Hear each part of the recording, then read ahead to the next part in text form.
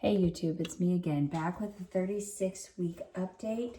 36 weeks, let's get into it. Bump date. Bump.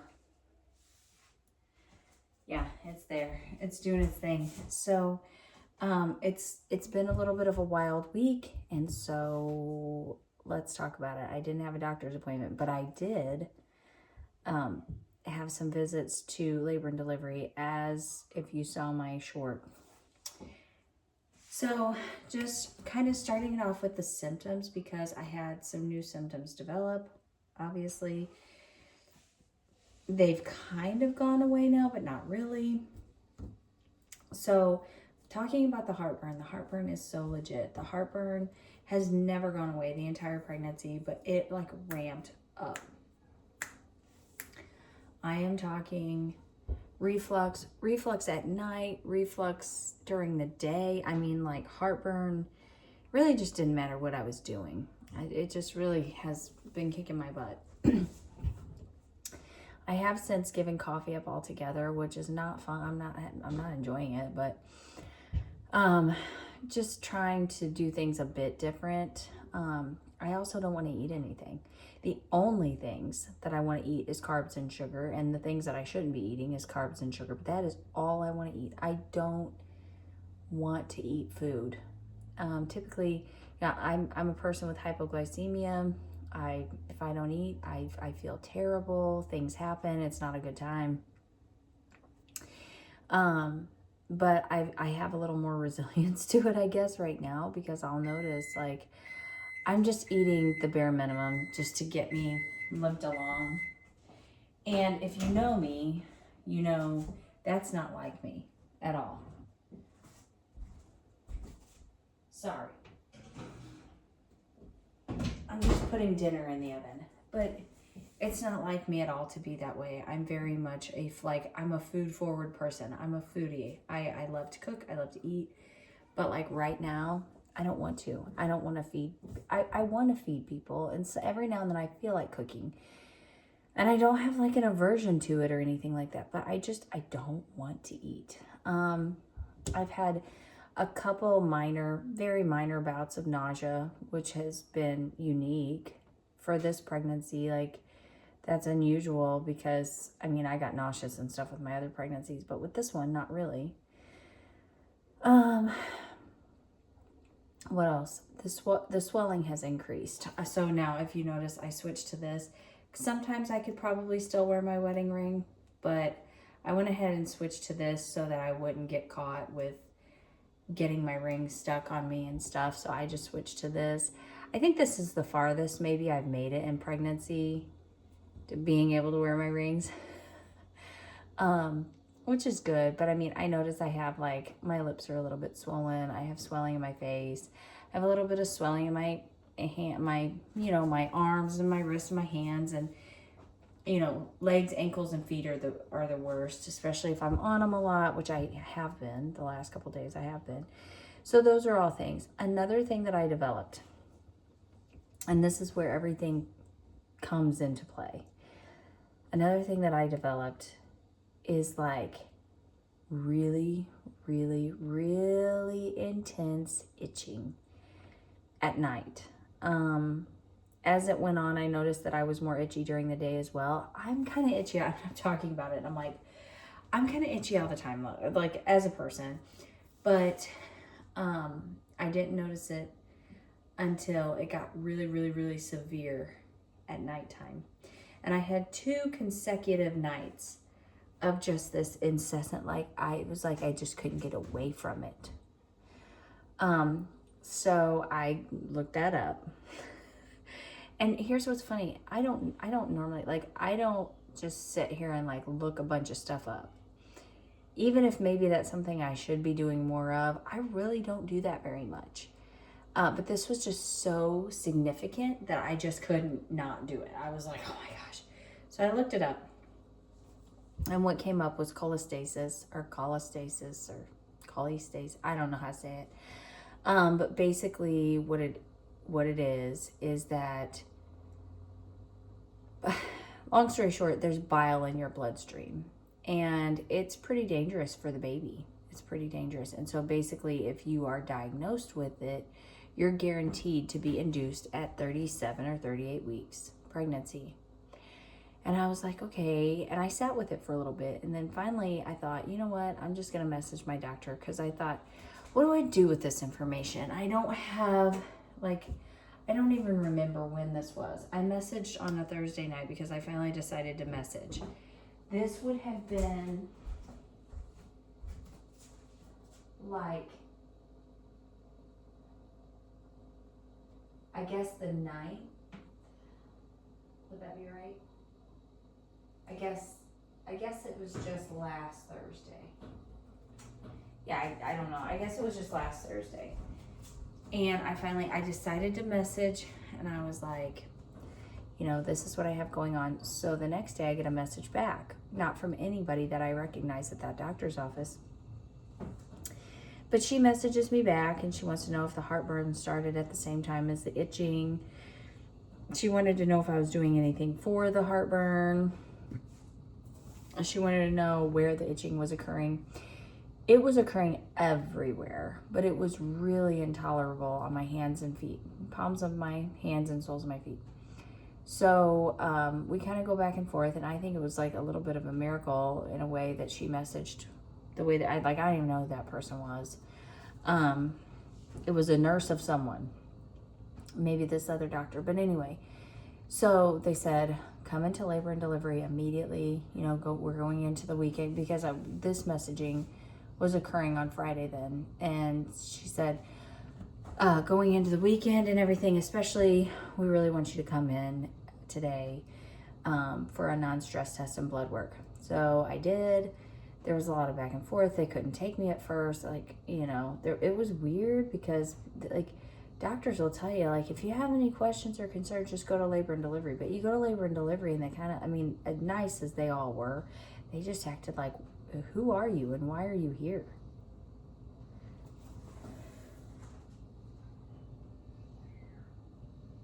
Isn't this what you kind of do? But it was just like, why are you here? So anyway, I peed in a cup. I had the non-stress test. I had blood work done. And then I thought I was getting ready to leave. And they said, no, the doctor wants to see you. And basically what happened was my doctor was off that day. So the doctor that was on the floor at labor and delivery, I guess his nurse is the one that was messaging me. And so they said, no, he wants to see you before you leave. And I'm like, okay, like, we're waiting for test results. I had already looked, and to get test results for cholestasis, it was like 7 to 10 days. So I'm like, okay. Well, anyway, so he finally comes in. I mean, I was there for a while. I was there for a good while. He finally comes in and he says, hey, listen, you know, it takes like 7 to 10 days to get the test results back for cholestasis. But basically, we did a liver panel on you. Hepatic, I think is what it was. But anyway. And he said, everything came back great, perfect, normal, you know, just great. So we're going to release you, and you're free to go. We just need to wait for the other test results and follow up with your doctor. Okay, so I'm getting released, and the nurse that was handling me with the non-stress test there at labor and delivery, she said, well, okay, what were you supposed to do with these non-stress tests? Look at this, Mama. Wow, I love it. You pinky with your finger. It's a cactus. Oh, it's a cactus. Okay. Anyway, so the nurse wanted to know what my instructions were for the non-stress test prior to all of this coming up. So I gave her the rundown of what I was told, and she said, okay, listen, these non-stress tests are good for 72 hours. And especially with, she goes, I don't think that you were silly for coming in. I think it was a very good thing that you came in. She said, so with that being said, I want you back in here on Monday. And she goes, you probably need to do 2 a week and blah, blah, blah, whatever. Okay, so Monday rolls around. I had an appointment with my naturalist, and then also I was going to go in for the non-stress test. So I did that. I had the appointment with the naturalist. She muscle tested me, and she said that my liver and gallbladder were testing weak. and that's never happened before. And so then I went in Monday after that for another non-stress test. Everything's good. In both of the non-stress tests that I had, his heart rate was super strong. It was loud. It was proud. He was moving all over the place. I mean, it was fine. My blood pressure stuff was just fine. Everything was fine. I did message my doctor 2 times. The first one, basically I was saying that I was coming into town and I wanted to know if there was any further testing he wanted me to do while I was there, or, you know, if he wanted me to continue, if he wanted me to go ahead and do 2 stress tests a week, or really what. I didn't hear anything back, and that made sense because he was in OR that day. But even the next day, I didn't hear back from him. And that night, I had looked cholestasis up just a little bit more specifically, because everything that I had read initially was just the itching at 35 weeks pregnant. So I finally just looked it up a little bit more because it sounded kind of scary to me. So I just avoided looking it up. But then I looked it up, and then I thought, okay, maybe I need to see if they want me to go ahead and get on vitamin K for bleeding or whatever, because that was another thing that it said is basically it can prohibit blood clotting. And I thought, well, that's probably not very good during birth. But anyway, so I messaged that just to see, because if I'm being perfectly frank, I prayed about it. I have faith, absolutely, 100%. But I had pretty much made up my mind that I had cholestasis and that I would be being induced like next week. On the timeline, like now, next week, like when I'm 37 weeks. I was like, that's how that's gonna go. I'm confident, maybe 38, but you know, we'll just have to see. And I sent that message. I received a message back then, not responding to my initial message, but just responding about the vitamin K, wondering why I was, what interest I had in vitamin K, basically. And then I got a notification that I got my test results back, which was crazy because it was so much sooner than I was supposed to get them, which really was a blessing because my test results were negative. I don't have cholestasis.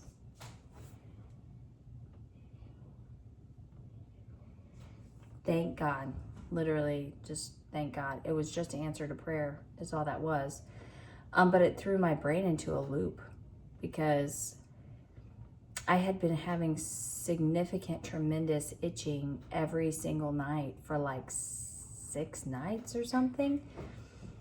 7 nights, I don't know. And I was like, so wait a minute.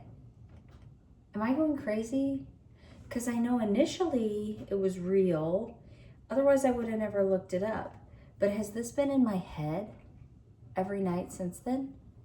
Well, here's what I'll tell you. No, not because the night before last, I still had pretty significant itching. Last night I had itching as well, and then I just stayed busy and I barely noticed it. I was really busy last night.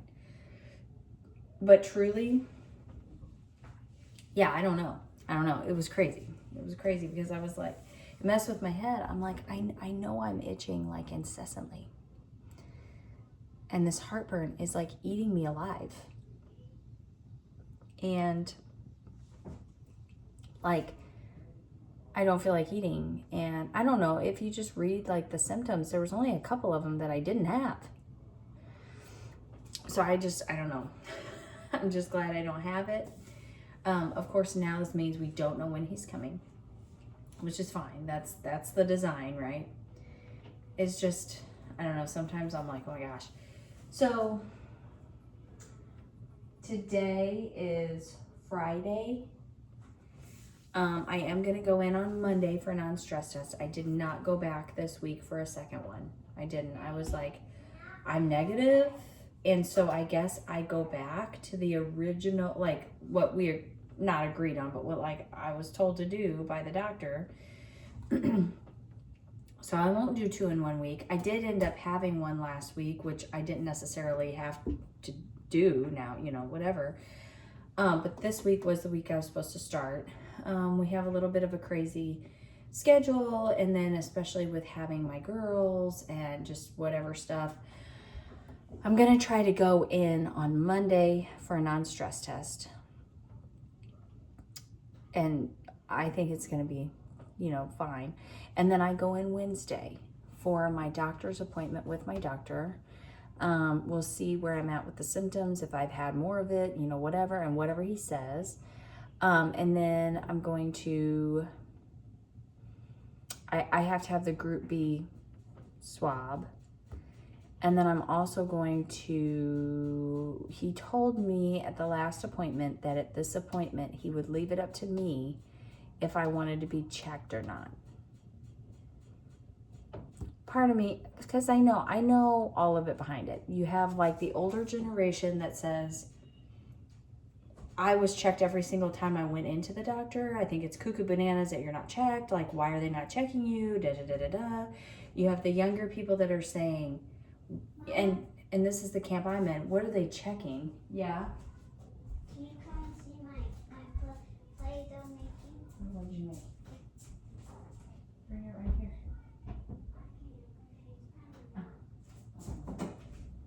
I should have paused that video.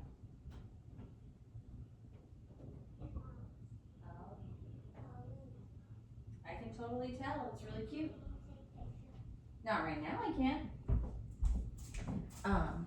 So anyway, I understand both camps, but I kind of lean more of like, what are they, why would they check you? What are they checking? Why are they checking you at 20 weeks pregnant?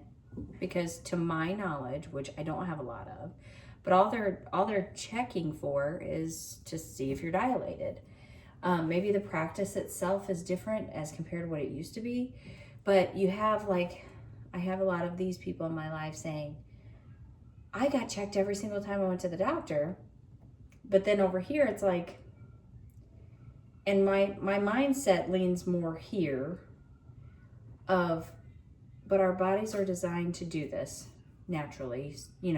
There's a lot of complications, and I'm taking precautions, but I don't feel the need to be checked unless it's necessary, because ultimately I'm not going to dilate until the end. We're really just checking for dilation anyway to see where we are. It's just not a necessary practice. It's just not a necessary practice, and it's very uncomfortable for me. And I'm going to go into labor when I go into labor. Now, I said that to say, I am going to get checked this time. And I'm going to get checked this time because I do want to know. With my daughter, I was having a lot of contractions, and of course they were always called Braxton Hicks. See, with my first daughter, I didn't ever get checked at a doctor's appointment because she came at 35 and 5. And with my second daughter, I was checked, but I don't remember if I was checked like at 36 weeks, like at this appointment. I'm not sure if I was checked then or not. I just know that I had been having a lot of contractions. They started in the last 3.5 weeks of pregnancy. They kept calling them Braxton Hicks. And I know I was checked for 3 weeks because for those 3 weeks, and he was like, well, you're dilated to a 1.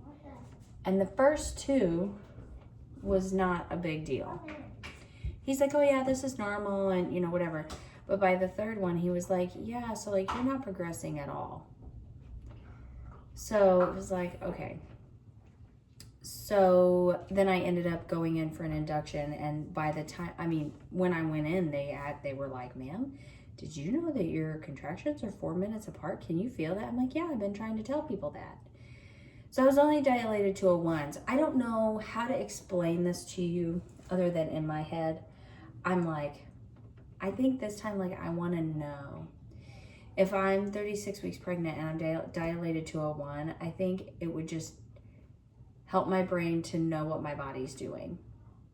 so that when I'm experiencing some of the things I'm experiencing, because I will say I also have a ton of pressure down there. It's akin to how it was with my first daughter.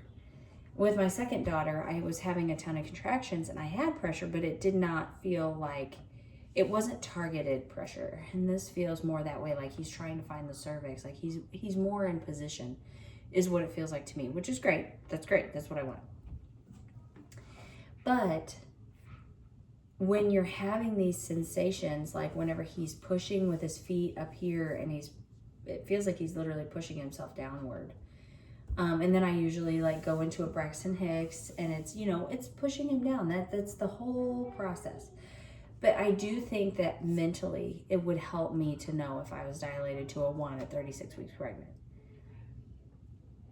And more than likely, I'm not going to be dilated at all. But I just think that if I am, it would be helpful for me to know. And also, I'm already getting the Group B swab. So I'm already going to be disrobed or whatever, you know. I'm already going to be there. So just go ahead and, you know, just go ahead and check me. It's not like a special request or anything. Like, it's right, we're all right here, you know. So I am going to be checked this week, get the Group B swab. I am going to get a non-stress test. And we're just going to see where everything is falling. As I said, a lot of pressure. And he loves to, like, I think his feet are over here and his butt's over here. And I think he kind of alternates those positions. And sometimes his feet are over here and his butt's over here. But he takes his feet and he pushes out. So, like, I'll have, like, big butt lump over here and small foot lump over here. That is very painful. And it's mostly to, you know, probably the lining of my womb and stuff, but like in my skin and everything, muscles, it's very painful in there. And then, like I said, he'll like be pushing up in this area and I can feel head down. I can feel all of that. So there are things that are happening, which is great. I'm preparing, obviously, for labor. Oh, I did finish my hospital bag. I should do a what's in my hospital bag video. Maybe I'll be able to do that tomorrow. Maybe. I don't know. But I wanted to go ahead and do the update video. I've really not been by myself much at all, which is good. That's a good thing. But like my typical, just come out here after everybody's asleep and, you know, whatever, like, I haven't been by myself. Basically, like, the whole premise right now is that I can be by myself during the day, but at night, no. I even bought a pad to lay on in the bed in the event that my water breaks. I've never gone into labor that way. I've had other signs and stuff first. I had the spontaneous labor with my first daughter. But I'm like, just in case, I'm going to get a bed pad. And then also I could maybe take it with me in the car and stuff. So I'm doing things to prepare for this for sure, obviously. And I need to do a what's in my hospital bag video. But I think my body, you know, is preparing. So that's where we're, I'm so sorry. That's where we're at. So it'll be interesting to see what updates come this coming week with 37 weeks, because I will have been checked and we'll see how things progress and go from there. I really feel like I'm in the zone now of things can be happening anytime. All right. Thank you so much for joining me, and I'll see you next time.